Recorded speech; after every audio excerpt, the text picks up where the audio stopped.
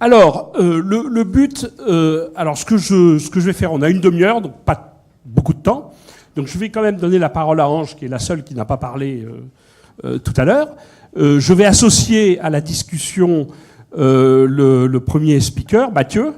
Voilà. Et ce que je propose, c'est d'écouter Ange sur une question précise, qui est la question qui est débattue aujourd'hui.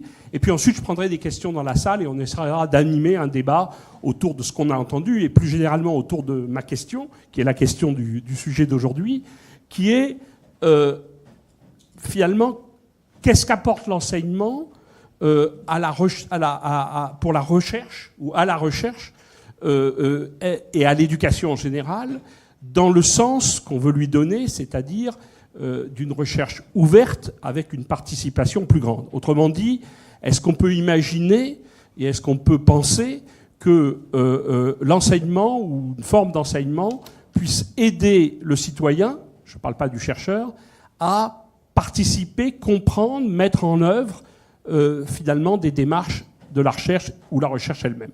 Voilà. Donc Ange, je vous laisse la parole. Et puis ensuite, on prendra des questions de la salle vis-à-vis des orateurs ou plus généralement sur le sujet. Bonjour à tous. Peut-être faut-il vous présenter. Oui, Ange Ansour, je travaille au Centre de recherche interdisciplinaire dirigé par François, où je pilote un programme qui s'appelle S'aventurer École de la recherche. Donc tout est dans le titre, si j'ose dire. Qu'est-ce que nous faisons concrètement, rapidement? Nous proposons aux élèves de la maternelle jusqu'au lycée des projets d'éducation par la recherche. Nous avons un deuxième axe extrêmement important qui est celui de la formation et du développement professionnel des enseignants, et j'en parlerai un peu plus tard. Et qu'est-ce que nous entendons par éducation par la recherche? Il ne s'agit en aucun cas, à l'école, de singer la recherche, parce que si tout le monde est chercheur, personne ne l'est. Comme vous disiez tout à l'heure, on ne peut pas donner un violoncelle à quelqu'un qui ne l'a jamais touché auparavant. En quoi elle nous intéresse la recherche scientifique? Première distinction. Pour nous, les sciences, ce ne sont pas uniquement les sciences exactes. C'est également les sciences humaines et sociales qui ont également leur régime de validité, leur régime de vérité et de discours. Deuxième chose, la recherche nous intéresse non simplement dans le modèle de déficit de connaissances, qu'il s'agit de combler à la fois chez l'enseignant et chez l'élève, que cette connaissance soit didactisée en termes de savoir notionnel ou également en termes de compétences, savoir mener une démarche d'investigation, une démarche d'enquête, etc. On reste dans le domaine du modèle du déficit de connaissances. Ce qui nous intéresse, c'est la recherche, comme retrouver chez l'élève et aussi chez l'enseignant son identité de travailleur du savoir. C'est-à-dire on est là pour comprendre comment les savoirs sont produits, comment une communauté les valide et comment une communauté les fait circuler. Un savoir, ce n'est pas simplement une information, une donnée, etc. Il y a des procédures et les enfants, les adolescents peuvent comprendre comment générer un savoir et non pas simplement, je vous ai amené à ce livre que j'amène toujours en ce moment avec moi, une fausse nouvelle ou une simple nouvelle, Marc Bloch, 1921, réflexion d'un historien sur les fausses nouvelles pendant la guerre. Donc, voilà. Ça existait déjà. Ça existait déjà. Et 1921, je vous invite tous à le lire. Mais ça devait exister avant aussi. Non, mais c'est le travail de l'historien fondateur de l'École des Annales sur vraiment la catégorisation et la classification de ce que c'est qu'une nouvelle. Et donc pour nous, aujourd'hui, dans un monde soumis à la conversion numérique, il est important que les élèves comprennent qu'un savoir, il est le résultat d'une procédure et non pas simplement de l'émergence, de cette efflorescence de l'imagination collective qui est celui d'une nouvelle. Donc voilà ce que nous faisons. Nous proposons aux élèves des projets en histoire, en neurosciences, etc. Il s'agit non pas bien sûr d'incorporer un corpus, bien sûr, mais également de faire la démarche d'un historien, d'un neuroscientifique, de comprendre quels sont les outils, les méthodes et les concepts qui sont derrière. On ne préconise pas de faire uniquement de la démarche d'investigation, on peut lire. On sait par exemple que toutes les études internationales montrent que nos élèves décrochent en lecture non pas de textes narratifs, mais de textes informatifs. Ils ne lisent pas des articles de sciences, ils ne lisent pas des articles d'histoire, ils ne lisent pas des articles de géographie. Donc, qu'ils puissent faire de la simulation sur ordinateur, peu nous importe, nous ne sommes pas prescripteurs. C'est qu'ils comprennent que quand je fais de la géologie, c'est ainsi que je procède. Quand je fais de l'ethno, c'est ainsi que je procède. Par exemple, je vous donne un exemple, une classe de CE1 qui, pendant un trimestre intégral, a été observée à la même heure, le mardi, à 15h, la devanture de Tati, équipée d'un questionnaire et d'une grille d'observation qu'ils ont élaboré avec l'enseignant et leur mentor, parce que chaque classe bénéficie de l'accompagnement d'un mentor, un expert du domaine. Et quel était l'objectif? C'était de décrire qui s'arrête devant la devanture, pourquoi, quel âge ils ont, c'est des hommes, des femmes, des enfants.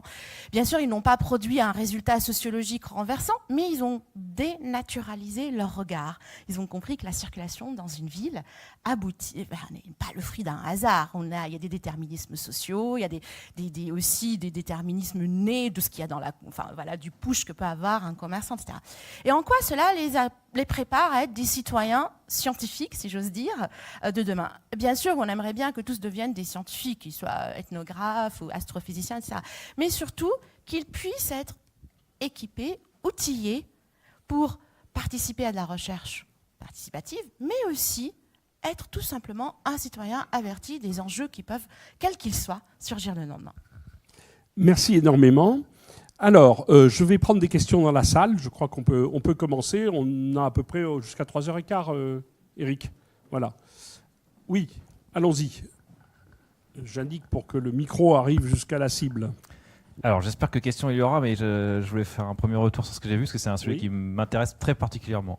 Et je vais être très gros grain, parce qu'il n'y a pas le temps d'aller dans le détail, mais de ce que j'ai vu là, je suis déjà, je viens à le dire, assez ému de la présentation d'Yves Quéré. Je trouve que vraiment, dans le contenu, dans ce qu'il a présenté, il y a quasiment tout. Et même jusqu'à la problématique de comment on peut faire des sciences participatives, quelque chose qui permet de faire de la science, et notamment d'avoir cette notion de protocole ou d'effectivement de pouvoir savoir quels sont les efforts qui sont mis en place pour avoir des données, tout ça. Enfin, franchement, sur toute la ligne. Et la main à la pâte, je pense que ça résume assez bien ce que je vais dire maintenant, et qui est assez lié aux propos. D'habitude, je suis plutôt optimiste. Donc là, aujourd'hui, il y a beaucoup d'optimistes, donc je vais jouer un peu le côté, on va dire, pas pessimiste, mais les MOOCs, pour commencer sur les MOOCs. Aujourd'hui, l'un des constats des MOOCs, mais il ne faut pas hésiter, je ne suis pas un grand spécialiste, mais de ce que je vois, l'un des résultats des MOOCs, c'est que ça ne fonctionne pas ou ça fonctionne difficilement, que c'est en train de descendre, et que notamment, il y a deux choses qui ressortent de ça. Il y a 5 à 10% de retrait des gens qui sont dans les MOOCs, et il y a à peu près la moitié des personnes qui suivent des MOOCs qui n'ont pas atteint leur objectif qui était initialement formulé. Au-delà de ça, je pense qu'il y a une critique plus générale de ce qu'on met derrière la formation, l'e-learning et les choses comme ça. Je veux dire, on voit bien qu'aujourd'hui, l'enseignement qui est fait par des enseignants et avec de la pédagogie qui est instaurée, il est difficile à rétablir par un système qui est déconnecté et asynchrone. Il y a beaucoup de choses à dire là-dessus, mais je pense que c'est quelque chose qui est assez intéressant. Et dans les réponses, je pense que les réponses à comment on peut utiliser ces choses-là, et notamment le MOOC et compagnie, les réponses pour moi, elles ne sont ni l'intelligence artificielle, ni les logiciels, encore une fois, même si ça aide et que c'est forcément intéressant, mais elles sont plus par plus de communauté, plus d'échanges, des choses comme ça, mais c'est pas incompatible avec ce qui a été dit. Il y a l'aspect aussi intelligence collaborative qui a été présenté, ça m'intéresse beaucoup, et il y a des choses que j'ai vues récemment qui m'ont porté... L'intelligence, en fait, elle n'est pas forcément que liée à l'intelligence, elle est notamment beaucoup liée à l'émotion et à l'émotionnel. Et en fait, c'est quelque chose qu'on se rend compte, encore une fois, quand on est dans l'aspect communautaire, animation avec des personnes, et il y a quelque chose qui m'a été apparu comme ça peut être assez bizarre, mais... Le nombre de femmes représentées dans un groupe de personnes qui peuvent participer à cette intelligence collective et qui est vraiment essentiel pour avoir une qualité d'intelligence collective. Ça peut paraître hors sujet, mais je trouve que c'est quelque chose d'important. Dans les orateurs, il y a quand même beaucoup de personnes plutôt masculines que féminines. Et je pense que ça fait partie des choses, la prise en compte de l'émotionnel et de la parité, quelle qu'elle soit, mais notamment entre hommes et femmes, dans cette construction d'une intelligence collaborative, me semble être en fait quelque chose d'assez essentiel, outre la technologie et autres. Et dans les questions qui ont été posées, il y avait l'histoire de comment on garantit de vacciner les gens contre les fake news. Pour moi, c'est quasiment un focus sur les données de biodiversité, sur le réchauffement climatique. Comment ça se fait qu'il y a des gens qui sont climato-sceptiques? Comment ça se fait qu'un Trump peut dire quelque chose et qu'une population peut le suivre, par exemple? Et j'ai des réponses qui sont très orientées terre à terre et données et techniques, mais qui me semble être lié aussi à ce qui a été dit par Yves Quéré dès son introduction sur l'inertie du système de l'éducation. Et en fait, la difficulté qu'on a à pouvoir réagir rapidement et à connecter les choses les uns aux autres. Et je pense qu'aujourd'hui, à minima, ce qu'il faut pour pouvoir traiter ce problème des fake news, c'est notamment pouvoir donner accès aux données, aux outils, aux process qui permettent à des chercheurs d'aller du posage de la question jusqu'à la création de connaissances et la réponse à des questions. À partir du moment où ça, c'est pas ouvert et c'est pas accessible, il est très compliqué, à mon avis, d'aller jusqu'à des étapes de vulgarisation fine qui permettent de pouvoir amener les gens vers soi et qu'ils aient la connaissance de ces choses-là. Donc, je ne sais pas dans la question qu'il peut y avoir derrière ce qu'il y a, mais si les gens veulent réagir à ça, ça m'intéresse. Et notamment cet aspect vulgarisation qui est essentiel. Merci, c'était un peu long mais intéressant.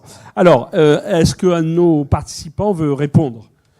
François, Yves, Ange ou Mathieu ? Je vois Mathieu qui s'agitait sur sa chaise. Il y a eu beaucoup de questions en même temps, du coup. Oui, c'est difficile. Ben voilà.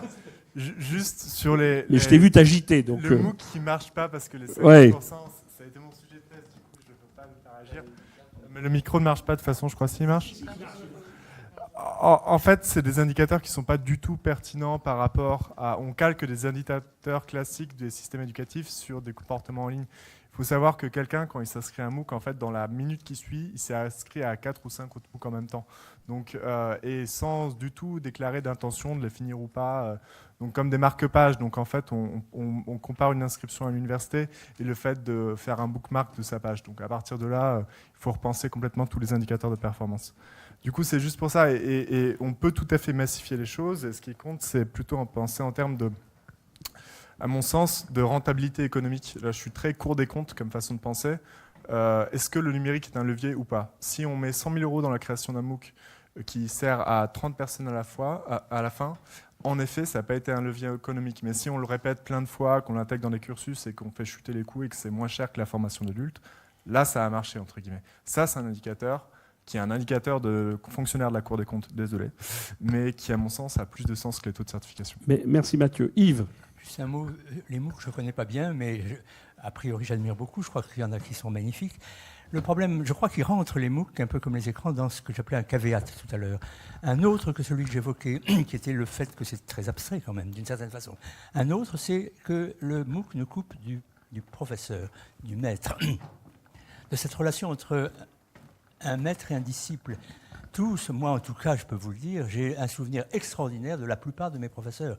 Je pourrais vous dire immédiatement le nom de mon professeur de latin en 4e, etc.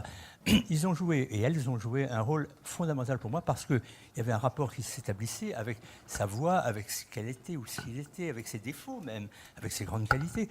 Donc ceci me semble être dangereusement tué dans tout ce qui est écran. Et je parlais tout à l'heure d'une séparation 50-50 entre le concret et le visuel, et l'écran. Et bien dans le concret, il y a le maître.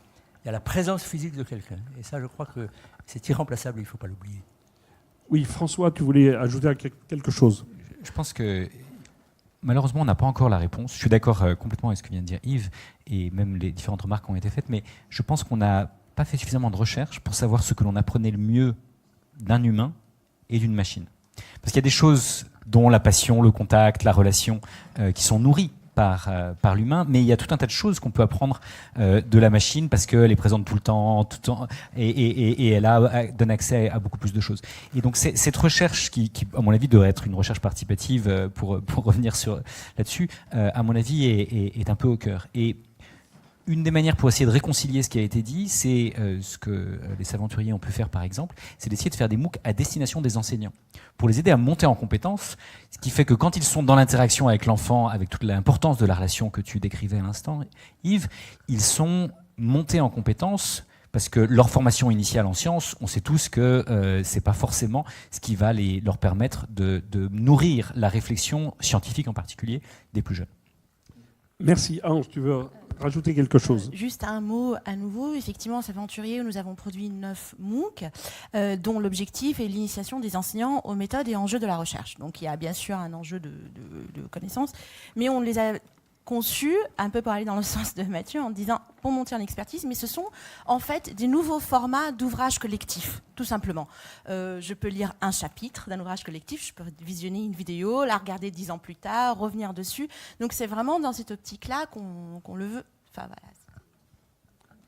Merci. Alors, d'autres questions ? Alors, j'en vois deux au fond. On part d'abord de la gauche, à droite et ensuite au milieu.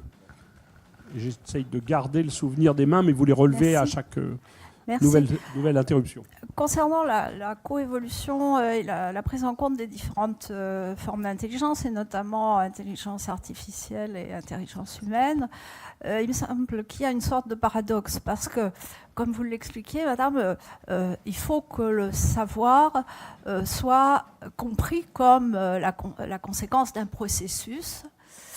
Mais d'un autre côté, l'intelligence artificielle, c'est vraiment le fruit d'un processus, d'une rationalité implacable. Or, ce qui fait la différence, me semble-t-il, avec les êtres humains, c'est qu'il y a, comme vous l'avez aussi indiqué, des émotions, mais il y a autre chose.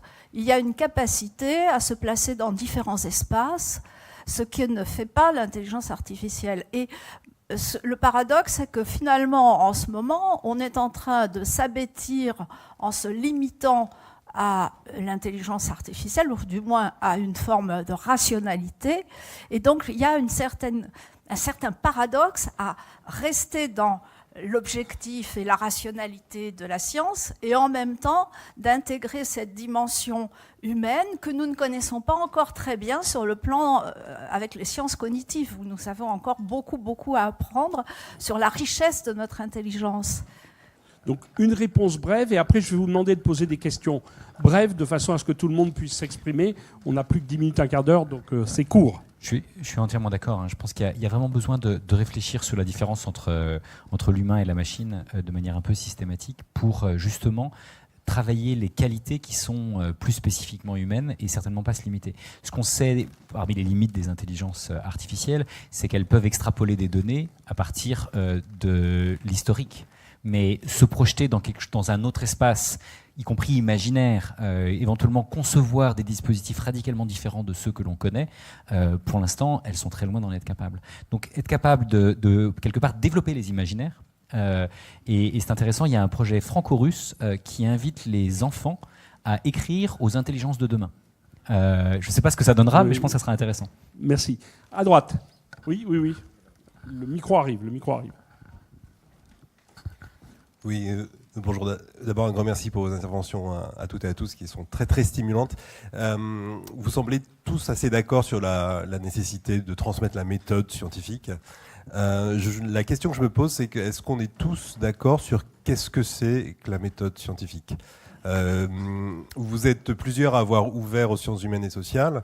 Et les sciences humaines et sociales, la sociologie des sciences montre assez clairement que, par exemple, la méthode hypothético-déductive, l'observation, tout ça, c'est une histoire qu'on raconte a posteriori quand on fait des sciences pour écrire un article scientifique. Mais dans la vraie vie de la recherche, et ceux qui font de la recherche le savent bien, ça ne se passe pas du tout comme ça. Donc voilà, je résume ma question. C'est quoi pour vous la méthode scientifique ? Alors, qui veut répondre à cette question Alors, Yves. Répondre très partiellement, bien sûr. Je crois qu'il y a plusieurs ingrédients qui sont différents de l'un à l'autre ou de l'une à l'autre. Il y a d'abord la curiosité. Je crois que la curiosité est un point de départ immanquable pour ce qu'on appelle la méthode scientifique. C'est-à-dire que si je ne suis pas curieux, je ne vois pas du tout ce que je peux apporter à quoi que ce soit dans le domaine scientifique. Bon, ça ne fait pas partie de la méthode, mais la curiosité, c'est un point de départ. Je crois qu'il y a aussi, bien sûr, il y a des ingrédients divers qui me semblent nécessaires, sinon et pas suffisants, mais nécessaires. L'imagination, la probité. La probité doit faire partie de la méthode scientifique, en ce sens que je dois avoir le respect des faits. Je n'ai pas le droit de mentir, je n'ai pas le droit de transformer une courbe, etc. Je le fais peut-être, mais je n'ai pas le droit de le faire. Donc il y a tout ça. Mais plus simplement, je crois que, moi je répondrai à votre question de façon un peu simpliste, mais qu'il y a le respect des faits, il y a des faits, et il ne faut pas que je les tourne, il faut que je les décrive. Au fond, la science n'est jamais qu'une description de la nature, c'est un récit sur le monde. Ce n'est pas autre chose qu'un récit. C'est pour ça qu'il y a un lien tellement fort entre la science et le langage. La science est un langage et le langage est une science. Le langage est une science dans la mesure où il crée des synthèses dans le vocabulaire. Un arbre, c'est la synthèse de tous les arbres. Et j'ai créé un mot qui est extraordinaire, qui est l'arbre, qui est un mot synthétique. Après, je ferai de l'analyse, etc. Donc tout ça, c'est le lien qui fait que le lien entre science et langage, qui fait que finalement, moi, je vous dirais que la science, c'est simplement un récit. Donc la méthode scientifique, c'est la qualité du récit, c'est tout. Ma réponse est largement insuffisante. Merci. Alors, j'ai deux questions au milieu, mais à Pascal, je pense que tu veux répondre sur sur la démarche scientifique, te connaissant. Et puis derrière, je n'ai pas oublié la question qu'il y a derrière. Mais comme je pense que c'est une autre question, je laisse Pascal répondre. Je suis entièrement d'accord avec ce que tu as dit, mais j'ajouterais que dans la démarche scientifique, ajoute pour qu'elle soit successful, d'être aux aguets de tout ce qui peut arriver autour. C'est-à-dire que s'il y a une nouvelle technologie ou s'il y a un résultat qui fait avancer d'un grand pas les recherches. Donc je pense qu'en plus de la curiosité de tout ce que tu as dit, je pense que pour avoir une démarche scientifique efficace, il faut aussi être bien aux aguets de tout ce qui se passe. Merci Pascal. Alors avoir une connaissance, on va s'arrêter là, on prend une question suivante parce qu'on n'a plus que 5-6 minutes. Moi, c'est pas tellement une question, mais juste peut-être une... D'où vient cette question que je n'ai pas... on vous a donné le micro sans ma permission, ça c'est très mal. Ah.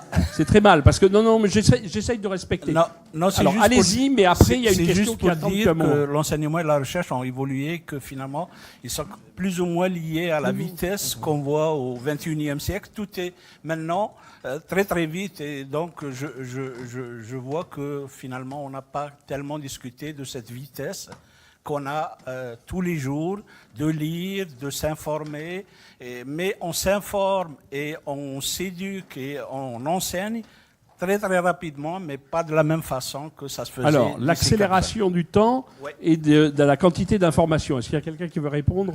Oui. Donc, en spécialiste de la coévolution, c'est une évidence qu'il faut prendre en compte l'évolution du reste de votre environnement. Et ce qui est sûr, c'est que si l'école évolue moins vite que les technologies et la société, le risque de son obsolescence est certain.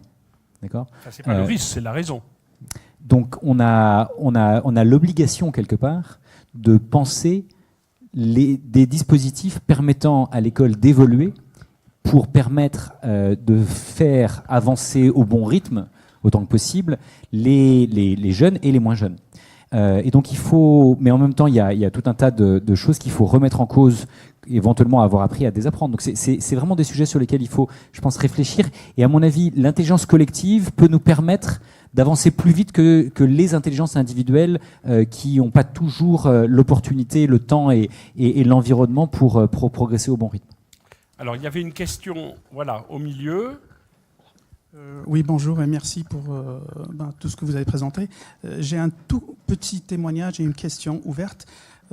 Contrairement à ce qu'on pourrait penser des fois, que des fois on a l'impression que c'est négatif, etc. Moi, je suis enseignant de lycée et collège. Je peux vous témoigner que notre enseignement scientifique français, en citant 2 exemples, 2 indicateurs concrets, j'ai passé plusieurs années dans des lycées français à l'étranger.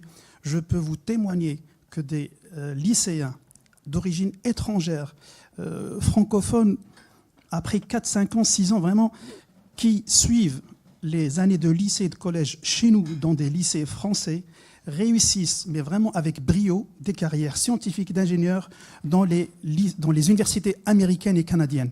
C'est un exemple. Et même anglaises. Vraiment, j'ai plein. J'étais 5 ans dans un lycée français.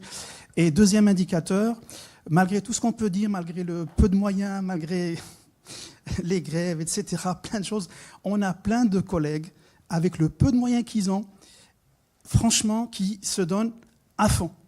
Pour les exemples que vous avez dit. Voilà, franchement, voilà. En plus de la difficulté d'avoir le privilège d'assister et de côtoyer d'imminentes personnalités de l'Académie des sciences et donc c'est ma question qui arrive, c'est comment faire pour que nous, les enseignants, on puisse accéder à des temps de réflexion, de partage, des cafés, avec des chercheurs, sachant que beaucoup d'élèves des UFM, au mieux, ils ont fait un stage de recherche en master, je ne sais plus, 1 ou 2 d'un mois ou 2 mois, et à peine, et encore. Alors, sachant qu'ils sont jeunes, étudiants, vous voyez, c'est comment ouvrir le champ de formation des enseignants. François d'abord et Yves ensuite, parce que je crois que l'un et l'autre sont particulièrement pertinents sur cette question. Donc on est entièrement d'accord. Pour ne donner qu'un chiffre, il y a un récent sondage auprès de vos collègues montre que 88% des enseignants se considèrent comme pas suffisamment accompagnés dans l'évolution de leur métier et les multiples défis qu'ils doivent relever aujourd'hui. 88%. Donc, je pense que c'est un devoir de la nation que de répondre à cette demande, parce qu'eux-mêmes sont en demande pour aider les millions d'enfants qui sont dans les écoles, les collèges et les lycées en France ou à l'étranger. Et donc on a besoin de repenser non seulement la formation initiale des enseignants, mais fondamentalement le développement professionnel. Qui est un mot qui est trop peu utilisé dans l'éducation nationale aujourd'hui. Et ce n'est pas uniquement la formation continue telle qu'elle peut être pensée rue de Grenelle ou dans les académies. C'est en partant des besoins, et vous en exprimez un type, et comment est-ce qu'on peut, par exemple, géolocaliser, pour répondre précisément à votre question, les enseignants et les chercheurs qui seraient capables de passer un peu de temps pour discuter ensemble. C'est typiquement le genre de choses qu'on fait avec les Saventuriers, c'est typiquement le genre de choses qu'on essaye de faire au CRI. On essaye d'inviter tous les enseignants qui le souhaitent à venir, à discuter avec nos étudiants, avec nos chercheurs, pour essayer de co-élaborer, de co-construire de nouveaux dispositifs, de les prototyper, et ensuite de faire des MOOC et des choses comme ça pour les rendre accessibles à tous ceux qui souhaiteront les tester. Yves. Et ça sera la conclusion parce que notre temps est terminé. Donc, Yves, la conclusion, c'est que c'était une très bonne question. Je pourrais m'arrêter là, mais simplement ajouter que, je n'ai pas eu le temps de le dire, mais une des premières décisions de Georges Charpak, créant la main à la pâte, ça a été de créer un lien qui, à son avis, n'existait pas du tout entre le monde de l'enseignement, et notamment de l'enseignement primaire, et le monde de la science. En effet, ce lien n'existait pas du tout, sauf rares cas familiaux, mais il n'y avait aucun lien, et il a immédiatement, tout de suite, voulu qu'il y ait des réunions. Il en a organisé, nous en avons organisé des centaines, entre des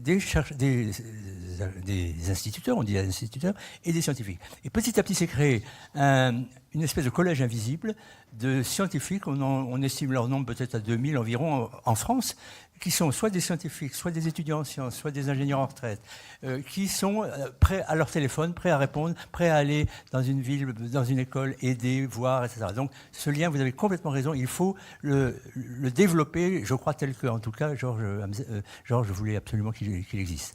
Voilà. Il est anormal qu'il n'y ait pas ce lien. Et le fait simplement que l'Académie des sciences, à sa demande, ait immédiatement donné sa bénédiction à la main à la pâte, a été un signe très, très symbolique. Vous voyez ? Qu'est-ce que l'Académie des sciences ? Des gens ont dit, qu'est-ce que l'Académie des sciences a à voir avec l'enseignement à l'école primaire ? C'est ridicule. À la rigueur qu'elle s'occupe de l'université. Et Georges disait non, c'est là que c'est important.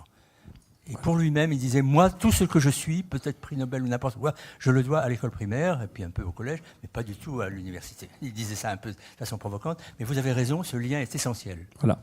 Et je rajoute juste qu'il existe maintenant 9 maisons pour la science en province qui mettent en contact les chercheurs de l'université et les professeurs des écoles et les professeurs de collège, quelquefois les professeurs de lycée, avec à la fois des formations et des interactions entre eux. Voilà. Eh bien, écoutez, merci beaucoup. Vous voyez que c'était riche. On a un petit quart d'heure de pause avant de reprendre. Merci à tous.